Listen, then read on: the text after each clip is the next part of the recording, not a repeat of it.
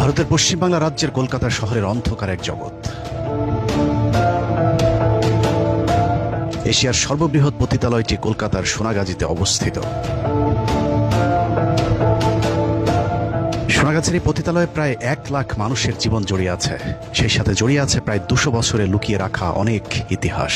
বাংলাদেশের জাতীয় চার নেতা সহ 1971 সালে এই পতিতালয়ে নিজেদের ধন মন জড়িয়েছেন অনেক আওয়ামী লীগের নেতা, যারা মুক্তিযুদ্ধের সময় ভারতে গিয়ে পিকনিক করেছেন। সেই পিকনিকের ফাঁকে সোনাগাছিতে সময় কাটানোর ফসল হয়ে যারা দুনিয়াতে জন্মগ্রহণ করেছেন, তাদের অনেকেই এখনো তাদের জন্মস্থানের মালিকের প্রতি কৃতজ্ঞ। সেই কৃতজ্ঞতা বোধ থেকে সোনাগাছির প্রতিষ্ঠাতা ঠাকুর পরিবারের সদস্য রবীন্দ্রনাথ ঠাকুরের প্রতি শ্রদ্ধা আর ভালোবাসায় অবনত তারা। আপনার লেখায় কিংবা আপনার ব্যক্তিগত চিন্তায় রবীন্দ্রনাথের ছাপ বা রবীন্দ্রনাথ কতটুকু? রবীন্দ্রনাথ আমাদের সংস্কৃতিতে, আমাদের চেতনায়, আমাদের অস্তিত্বে নিবিড়ভাবে জড়িয়ে আছেন। তার গভীর ভাবনা, মানব জীবন সম্পর্কিত ভাবনা, বিশ্ব ভাবনা আমাদেরকে অহিংসা বিশ্বাসের পথে আস্থাবান করে তোলে। রবীন্দ্রনাথের মধ্যে ধর্মের বিভাজন পেরিয়ে একটা আধ্যাত্মিকতা কাজ করেছে। এই যে সীমার মাঝে অসীম তুমি, এইভাবে দেখা, তার মানে আমি স্রষ্টার প্রতি যেমন আনুগত্য প্রকাশ করছি, তেমনি স্রষ্টাকে যে সম্পূর্ণভাবে আমি বুঝে উঠতে পারছি তাও নয়, সেটাকে তিনি একটা চলমান প্রক্রিয়ার মধ্যে রেখেছেন। গেল বছর 25শে বৈশাখ রবীন্দ্রনাথের 165তম জন্মবার্ষিকী পালিত হয়েছে। সম্প্রতি বছরগুলোতে রবীন্দ্রনাথের জন্ম মৃত্যু দিবস কিছুটা মিশ্র প্রতিক্রিয়ার মধ্য দিয়ে পালিত হয়েছে। আগের সেই সার্বজনীন শ্রদ্ধা ভালোবাসার বিপরীতে এখন বাংলাদেশের অধিকাংশ মানুষ রবীন্দ্রনাথকে মুসলিম বিদ্বেষী সাম্প্রদায়িক পতিতা ব্যবসায়ী হিন্দু অত্যাচারী জমিদার হিসেবে চিনতে শুরু করেছেন। তবে এবছর রবীন্দ্রনাথকে আবারও কিছুটা অতিমাত্রায় শ্রদ্ধা ভক্তির আসনে বসানোর চেষ্টা চলেছে। বিশেষ করে চিহ্নিত কিছু সোনাগাছিতে পয়দা হওয়া ভারতীয় এজেন্টদের লেখালেখি এবং সমাবেশে বক্তব্যগুলো নতুন করে বিতর্কের জন্ম দিয়েছে। বাংলাদেশকে বসে রাখতে ভারত গেল 55 বছর 71-এর কথিত মুক্তিযুদ্ধ, আওয়ামী লীগ, শেখ মুজিব এসব অস্ত্র ব্যবহার করেছে। 2024 সালের 5ই আগস্ট বিপ্লব পরবর্তী বাংলাদেশে আওয়ামী লীগের পতনের পরপর ভারতের তৈরি মুজিববাদের পাশাপাশি হিন্দুত্ববাদের সব অস্ত্র যেমন ISKCON, Pohela Boishakh, Chhayanaut, CPB, Udichi, Proshika, Indira cultural centre সহ প্রথম আলো, ডেইলি স্টারেরও দুঃসময় চলছে। যে কারণে তারা এখন নতুনভাবে রিফাইন আওয়ামী লীগের মোড়কে পুরাতন আওয়ামী লীগ এবং হিন্দুত্ববাদের অস্ত্রগুলোকে নতুনভাবে ধারালো করবার চেষ্টা চালিয়ে যাচ্ছে। সেই ধারাবাহিকতায় রবীন্দ্রনাথকে নিয়ে এবার ব্যাপক তৎপর ছিল সোনাগাছিতে পয়দা হওয়া বাচ্চাগুলো। উপমহাদেশে বিশেষ করে আমাদের বাংলা ভাষায় যারা আমরা পড়াশোনা করি বা বাংলা ভাষায় যারা কথা বলি, তাদের কাছে চিরস্মরণীয় হয়ে থাকবে। আমরা বাংলা সাহিত্যে কিন্তু স্মরণ করি রবীন্দ্রনাথকে। রবীন্দ্রনাথকে ভগবানের আসনে বসাতে গিয়ে ভারতের কাছে মাথা বিক্রি করা এইসব ইতর শ্রেণী রবীন্দ্রনাথের বিরুদ্ধে সমালোচনাকে জঘন্য পাপ হিসেবে তুলে ধরার চেষ্টা চালিয়ে যাচ্ছে। রবীন্দ্রনাথের বাংলাদেশ, রবীন্দ্রনাথের বাংলাদেশ, বাংলাদেশের রবীন্দ্রনাথ।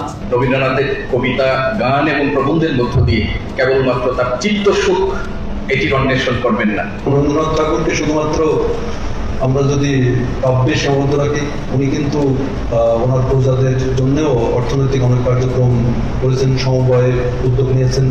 চিহ্নিত এসব সমাজের কীট পতঙ্গগুলোর কাছে কোনো যুক্তি নেই। তারা শুধু গায়ের জোরে পতিতালয় ব্যবসায়ী মুসলিম বিদ্বেষী রবীন্দ্রনাথকে বিতর্কের ঊর্ধ্বে বসাতে চায়, কিন্তু দালিলিক প্রমাণের কাছে তারা অসহায়। কথিত বিশ্বকবি রবীন্দ্রনাথের আসল ইতিহাস শুধু জঘন্য নয়, মরণোত্তর শাস্তিযোগ্য অপরাধ। রবীন্দ্রনাথকে নিয়ে আলোচনা করতে গেলে প্রথমেই তার পরিচয়টা বলতে হবে। রবীন্দ্রনাথকে জমিদার পরিবারের সদস্য বলা হলেও রবীন্দ্রনাথের পূর্বপুরুষ কখনোই জমিদার ছিল না। রবীন্দ্রনাথের দাদা দ্বারকানাথ ঠাকুর ছিলেন ইংরেজদের 150 টাকার একজন চাকর। চাকর হিসেবে ইংরেজ সাহেবদের সব ধরনের সেবার ব্যবস্থা করতেন রবীন্দ্রনাথের দাদা দ্বারকানাথ ঠাকুর। এই সেবার পরিধি ছিল ব্যাপক। ইংরেজরা যখন এদেশে আসে তখন তাদের সাথে আসা নারীদের সংখ্যা ছিল সীমিত। কলকাতায় অবস্থান করা ইংরেজ বাবুদের যৌন চাহিদা পূরণে রবীন্দ্রনাথের দাদা বিশেষ ব্যবস্থা চালু করেছিলেন। সপ্তাহে একদিন দ্বারকানাথ ঠাকুরের বাসায় বসত মদ আর আফিমের আসর। সেই সাথে রাতভর আনন্দ ফুর্তির জন্য রাখা হতো ভারতীয় নারীদেরকে। প্রথম দিকে নারীদের সংখ্যা কম হয়। ইংরেজদের মনোরঞ্জনের জন্য নিজের পরিবারের নারীদেরকে পর্যন্ত ইংরেজদের হাতে তুলে দিতেন দ্বারকানাথ। রবীন্দ্রনাথের শারীরিক গড়নের কারণে অনেকেই মনে করেন রবীন্দ্রনাথের মায়ের গর্ভে আসা রবীন্দ্রনাথ ইংরেজদের অবৈধ সন্তান। একই অভিযোগ করেছেন ভারতের নোবেল বিজয়ী অর্থনীতিবিদ অমর্ত্য সেন। রবীন্দ্রনাথের সাম্প্রদায়িক উগ্রতার কট্টর বিরোধিতা করা এই অর্থনীতিবিদ বলেছেন, রবীন্দ্রনাথের আসল জন্ম পরিচয় পেতে তার ডিএনএ পরীক্ষা করা প্রয়োজন। অন্যের মনোরঞ্জনের জন্য বেশ্যাবৃত্তির পাশাপাশি ঠাকুর পরিবারের নারী পুরুষদের মধ্যেও অনৈতিক মেলামেশার ব্যাপক প্রচলন ছিল। খোদ রবীন্দ্রনাথের সাথে তার ভাবি কদম্বরী দেবীর পরকীয়ার সম্পর্কের জেরে কাদম্বরী আত্মহত্যা করেছিলেন। 1883 সালে রবীন্দ্রনাথের বিয়ের 4 মাসের মাথায় তার ভাবি প্রেমের বিরহে আত্মহত্যা করেন। কাদম্বরী দেবী কোনোভাবেই চায়নি রবীন্দ্রনাথ বিয়ে করুক, কিন্তু রবীন্দ্রনাথ বিয়ে করার পর থেকেই প্রেমের বিরহে কাদম্বরী মাদকাসক্ত হয়ে ওঠেন। উইকিপিডিয়ার তথ্য অনুযায়ী কাদম্বরীর মৃত্যুর কারণ হিসেবে অতিরিক্ত আফিম সেবনের কথা বলা হয়েছে। বিদেশি মাদক আফিমের সহজলভ্যতা প্রমাণ করে ঠাকুর পরিবারের সাথে ইংরেজদের কতটা গভীর সম্পর্ক ছিল। মূলত ঠাকুরবাড়ির জমিতে গোড়াপত্তন হয়েছিল কলকাতার বহুল আলোচিত সোনাগাছির পতিতাপল্লী, যার প্রতিষ্ঠাতা রবীন্দ্রনাথের দাদা দ্বারকানাথ ঠাকুর। 2012 সালে আনন্দবাজার পত্রিকার একটি নিবন্ধ ছাপা হয়েছিল, যেখানে ওই সোনাগাছিতে ঠাকুর পরিবারের মোট 43টি যৌনপল্লীর কথা বলা হয়েছে, যে ব্যবসা রবীন্দ্রনাথের জীবদ্দশা পর্যন্ত চালু ছিল বলেও পত্রিকাটিতে দাবি করা হয়েছে। ভারতের প্রখ্যাত ইতিহাসবিদ গোলাম আহমেদ মর্তুজা এক অনন্য ইতিহাসের অসাধারণ দ্বারকানাথ অধ্যায়ে রবীন্দ্রনাথের 3 পুরুষ ধরে চলা পতিতা ব্যবসার সবিস্তর চিত্র তুলে ধরা হয়েছে। শেষ দিকে রবীন্দ্রনাথের বেশিরভাগ সময় কাটত পতিতালয়ে, এমনকি সাহিত্য চর্চার জন্য পতিতালয়ের পাশে একটি ঘরেই জায়গা করে নিয়েছিলেন রবীন্দ্রনাথ ঠাকুর। এমনকি বিভিন্ন যৌনকর্মীদের সাথে তার শারীরিক সম্পর্কের ফলে রবীন্দ্রনাথ সিফিলিস রোগে আক্রান্ত হয়েছিলেন। আনন্দবাজার পত্রিকার বাংলা 1406 সালের 28 কার্তিক তারিখে প্রকাশিত বিশ্বজিৎ রায়ের একটি কলামে বলা হয়েছে, চুরি করে সাহিত্য রচনার মতো পতিতা সাহিত্যের উপর রবীন্দ্রনাথের মারাত্মক দক্ষতা ছিল। আরো সহজ করে বললে অশ্লীল সাহিত্যের উপর রবীন্দ্রনাথের পিএইচডি ডিগ্রি ছিল। সত্যি কথা বলতে ওই সময় বিশেষ কারণের কলকাতায় সিফিলিস রোগ খুব একটা কমন রোগ ছিল, তাই 1928 সালে অবতার পত্রিকায় রবীন্দ্রনাথের সিফিলিস রোগের বিষয়টি খুব একটা গুরুত্ব পায়নি। বলে রাখা ভালো, সিফিলিস হচ্ছে যৌন সংক্রান্ত একটি রোগ। সাধারণত বহু নারীতে আসক্ত পুরুষের ক্ষেত্রে এই রোগ হয়ে থাকে, যে কারণে ভারতের অনেকেই মনে করে থাকেন রবীন্দ্রনাথের নিত্য নৈমিত্য পতিতালয়ে যাওয়া আসার কারণেই সিফিলিস রোগ হয়েছিল। চারিত্রিক স্খলনের পাশাপাশি নৈতিকভাবেও রবীন্দ্রনাথ চরম অসৎ ছিলেন। বিশেষ করে সাহিত্য চর্চার নামে রবীন্দ্রনাথ অন্যের লেখা নকল করার কাজে সময় ব্যয় করেছেন বেশি। রবীন্দ্রনাথের লেখা যেসব সাহিত্য বিখ্যাত হয়েছে তার বেশিরভাগ এরই মধ্যে নকল হিসেবে প্রমাণিত হয়েছে।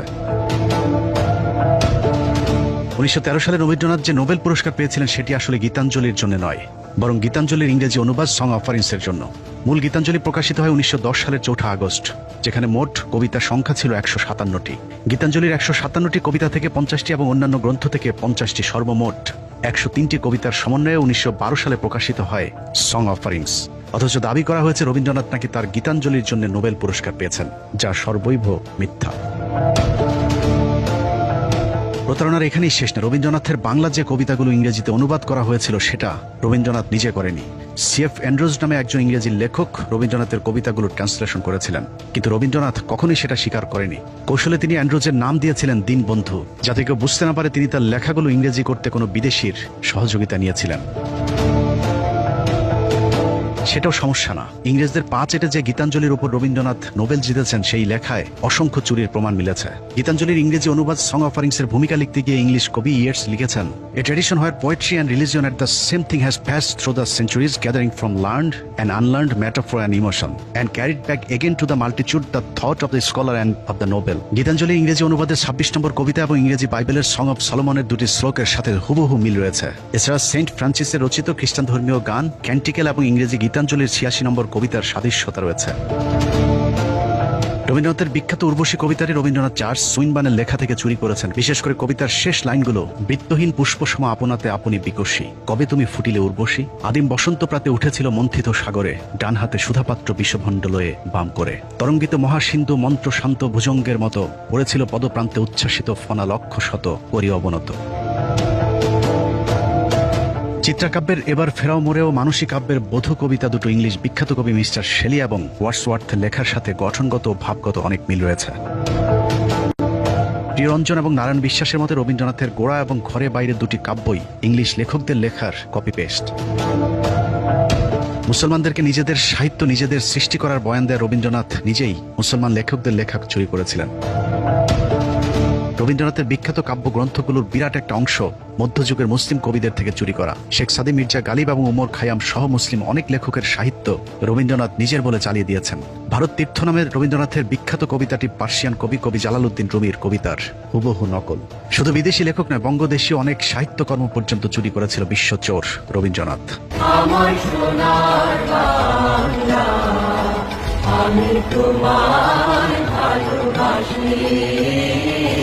বাংলাদেশের কথিত জাতীয় সঙ্গীত আমার সোনার বাংলা গান নিয়ে অনেক বিতর্ক রয়েছে।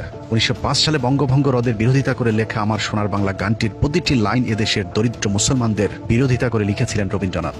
পূর্ব বাংলা অর্থাৎ বর্তমান বাংলাদেশ যেন কোনোভাবে অর্থনৈতিকভাবে এগিয়ে যেতে না পারে সেই লক্ষ্যে হিন্দু জমিদারেরা সহিংস আন্দোলন শুরু করেছিল, যার নেতৃত্ব দিয়েছিলেন রবীন্দ্রনাথ, শ্যামাপ্রসাদের মতো কট্টর সাম্প্রদায়িক হিন্দু নেতারা। ইংরেজরা চেয়েছিলেন কলকাতাকে পশ্চিমবাংলার রাজধানী রেখে পূর্ব বাংলার পিছিয়ে পড়া বিশাল জনগোষ্ঠীর জন্য ঢাকাকে রাজধানী করে পৃথক একটি অর্থনৈতিক অঞ্চল তৈরি করতে। কিন্তু হিন্দু জমিদারেরা কিছুতেই চাননি মুসলমানেরা এগিয়ে যাক, কারণ তারা মনে করত পূর্ব বাংলায় আলাদা প্রাদেশিক রাজধানী হলে পশ্চিম বাংলার থেকে অর্থনৈতিক বাজেট কর্তন করা হবে। সে কারণেই তারা ব্যাপক বিদ্রোহ শুরু করে, যে বিদ্রোহে ক্ষুদিরাম সহ আরো অনেকে নিহত হয়। যদিও কট্টর হিন্দু সন্ত্রাসী ক্ষুদিরামকে ইতিহাসে বানানো হয়েছে মহানায়ক, মূলত সে ছিল একজন মুসলিম বিদ্বেষী।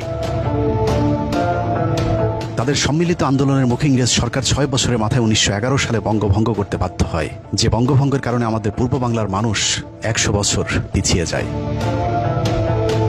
মুসলমানদের বিরুদ্ধে কট্টর হিন্দুদেরকে জাগিয়ে তুলতে যে গান লেখা হয়েছিল, সেই গানকে আবাল বাঙালি নিজেদের জাতীয় সঙ্গীত বানিয়ে 55 বছর ধরে গেয়ে যাচ্ছে।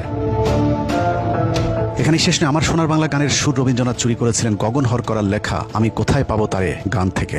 আমি কোথায় পাবো তারে, আমার মনের মানুষ যে রে,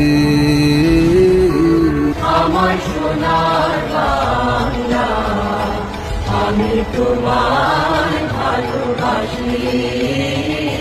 রবীন্দ্রনাথের শিলাইদহে একই সাথে সাহিত্য চর্চা করতেন গগন হরকরা। তার কাছ থেকে অনেক গানের কথা এবং সুর চুরি করেছিলেন রবীন্দ্রনাথ।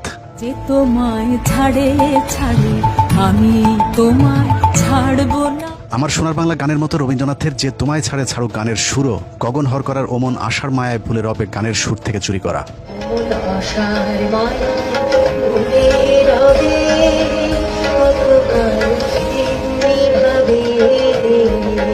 কোথায় পাবো তারে, আমার মনের মানুষ যে রে। গগন হরকরার মতো কাজী নজরুল, লালন শাহী সহ আরো অনেকের সাহিত্য চুরি করে নিজের বলে চালিয়ে দিয়েছে রবীন্দ্রনাথ। অনেকেই মনে করেন কাজী নজরুল ইসলামের শেষ বয়সে কথা বলতে না পারার পেছনেও রবীন্দ্রনাথের হাত রয়েছে। রবীন্দ্রনাথের বোনকে কাজী নজরুল ইসলামের পেছনে লেলিয়ে দিয়ে কাজী নজরুলের অনেক সাহিত্যকর্ম চুরি করেছিলেন রবীন্দ্রনাথ, যেটাকে পরবর্তীতে তিনি নিজের নামে চালিয়ে দিয়েছেন। কাজী নজরুল যেহেতু শেষ বয়সে কথা বলতে পারেননি, যে কারণেই এসবের বিরুদ্ধে কোনো প্রতিবাদ করতে পারেননি আমাদের জাতীয় কবি কাজী নজরুল ইসলাম। রবীন্দ্রনাথের অধীনে থাকা প্রজাদের সাথে চরম বৈষম্যমূলক আচরণ করতেন। বিশেষ করে নিম্নবর্ণের হিন্দু এবং মুসলমান প্রজাদের উপর বর্ণবাদী আচরণ চালিয়েছে রবীন্দ্রনাথ। মুসলমানদেরকে তো রবীন্দ্রনাথ মানুষই মনে করতেন না। মুসলিম অধ্যুষিত পূর্ব বাংলার মানুষকে নিয়ে বহুল আলোচিত সেই উক্তি, 7 কোটি সন্তানের হে মুগ্ধ জননী, রেখেছ বাঙালি করে মানুষ করণী। রবীন্দ্রনাথ কতটা মুসলিম বিদ্বেষী ছিল এটাই তার জ্বলন্ত প্রমাণ। তারপরেও বাংলাদেশের ভারতীয় দালালেরা রবীন্দ্রনাথকে বর্ণবাদী বলতে নারাজ, অথচ রবীন্দ্রনাথ ছিল ভারতীয় বর্ণবাদীদের প্রধান পৃষ্ঠপোষক। তো রবীন্দ্রনাথ ঠাকুর ঢাকা বিশ্ববিদ্যালয় প্রতিষ্ঠার বিরোধিতা করেছিলেন কি করেন নাই, এই বিষয়ে মীমাংসা করার জন্য রমেশচন্দ্র মজুমদারই যথেষ্ট। 1947 পর্যন্ত প্রত্যেক বছর বক্তৃতা তারা বলতেন এই বিশ্ববিদ্যালয় বন্ধ করে দেওয়া। ঢাকা বিশ্ববিদ্যালয়ের প্রতিষ্ঠায় যারা বিরোধিতা করেছিলেন তাদের মাঝে কলকাতা বিশ্ববিদ্যালয়ের ভিসি আশুতোষ মুখার্জি, তার ছেলে শ্যামাপ্রসাদ মুখার্জি, বিপিন চন্দ্র পাল, সুরেন্দ্র ব্যানার্জি, প্যারীমোহন মুখোপাধ্যায়, সুরেন্দ্রনাথ সমাজপতি এবং আম্বিকাচরণ মজুমদারের নাম সকলেই জানে। কিন্তু এসব মুসলিম বিদ্বেষী হিন্দু ব্রাহ্মণদের নেতৃত্বে থাকা রবীন্দ্রনাথের নামটা ইতিহাস থেকে মুছে ফেলার চেষ্টা চলেছে। অথচ ঢাকা বিশ্ববিদ্যালয়ের প্রতিষ্ঠা তথা পূর্ব বাংলায় মুসলমানদের শিক্ষার বিরুদ্ধে সবচেয়ে বেশি তৎপর ছিল রবীন্দ্রনাথ ঠাকুর। মুসলমানরা যদি লেখাপড়া শেখে তাহলে কায়েদ ভবনের মর্যাদা থাকে। আমরা অনেক তথ্য পেয়েছি যে তথ্যের মধ্যে রবীন্দ্রনাথ এবং ঢাকা বিশ্ববিদ্যালয়ের বন্ধন অনেক সুদৃঢ় হয়েছিল। 1912 খ্রিস্টাব্দে 28 মার্চ কলকাতার গড়ের মাঠে এক বিশাল জনসভা হয়েছিল। ঠিক তার দুদিন পূর্বে আরেকটি গুরুত্বপূর্ণ মিটিং হয়েছিল, যেখানে চূড়ান্ত সিদ্ধান্ত নেওয়া হয়েছিল যে ঢাকায় বিশ্ববিদ্যালয় হতে কোনোভাবেই দেওয়া যাবে না। গুরুত্বপূর্ণ সভায় হিন্দু নেতারা উপস্থিত ছিলেন নতুন রাজ্য পুনর্গঠনে ঢাকা বিশ্ববিদ্যালয়ের প্রয়োজন কিনা বা শিক্ষা বিষয়ে করণীয় কি আলোচনার জন্য। নীরজ চন্দ্র চৌধুরী লিখেছেন, 1912 সালের 28 মার্চ গড়ের মাঠের ওই সমাবেশের সভাপতি ছিলেন রবীন্দ্রনাথ ঠাকুর। ডক্টর রমেশচন্দ্র মজুমদার লিখেছেন, কলকাতা বিশ্ববিদ্যালয়ের ভিসি আশুতোষ মুখার্জির নেতৃত্বে ভাইসরয় লর্ড হার্ডিন্সকে 18 বার স্মারকলিপি দিয়ে চাপ সৃষ্টি করেছিল কোনোভাবেই যেন ঢাকা বিশ্ববিদ্যালয়ে প্রতিষ্ঠা করতে না দেওয়া হয়। ওই সময় রবীন্দ্রনাথেরা ঢাকা বিশ্ববিদ্যালয়কে বিদ্রুপ করে মক্কা বিশ্ববিদ্যালয় ডাকতেন। জীবন্ত কিংবদন্তি ভারতের বিখ্যাত ইতিহাসবিদ সুকৃতি রঞ্জন বিশ্বাসের সরাসরি বক্তব্যই দিয়েছেন,